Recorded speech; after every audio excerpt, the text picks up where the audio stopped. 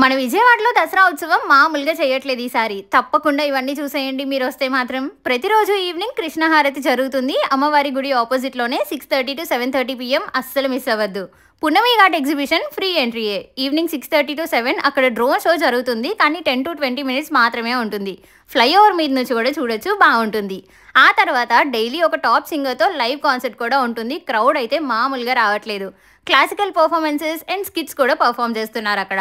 Entertainment పక్కన పెడితే పున్నమి ఘాట్లోనే ఒక టెంపుల్ సెట్ వేశారు. అందులో అమర్నాథ్ సెట్ కాశ్మీర్లో లానే ఉంది. ఐస్ బ్లాక్ మీద వాక్ చేస్తూ దర్శనం చేసుకోవచ్చు. నెక్స్ట్ అక్కడే అమ్మవారి అలంకరణ కూడా ఉంటుంది. సేమ్ దుర్గగుడిలో లాగే చేస్తున్నారు. 2 కళ్ళు సరిపోవు. 12 జ్యోతిర్లింగాలు ఒకే దగ్గర పెట్టారు. చాలా బాగున్నాయి. ఫుడ్ అండ్ క్లోతింగ్ స్టాల్స్ కూడా చాలానే పెట్టారు. మధ్యలో ఇలా గెటప్స్ వేసుకొని 4 to 5 పీపుల్ ఉంటారు. అండ్ సెల్ఫీ స్పాట్స్ కూడా చాలానే పెట్టారు పిక్స్ దిగడానికి. గొల్లపూడి ఎగ్జిబిషన్ 27 సెప్టెంబర్ బాలకృష్ణ గారు స్టార్ట్ చేయబోతున్నారు. నెక్స్ట్ వీడియోలో అప్డేట్ ఇస్తాను. ఇంకేమైనా డౌట్స్ ఉంటే కమెంట్ చేయండి. ఫస్ట్ అయితే ఫాలో అవ్వండి.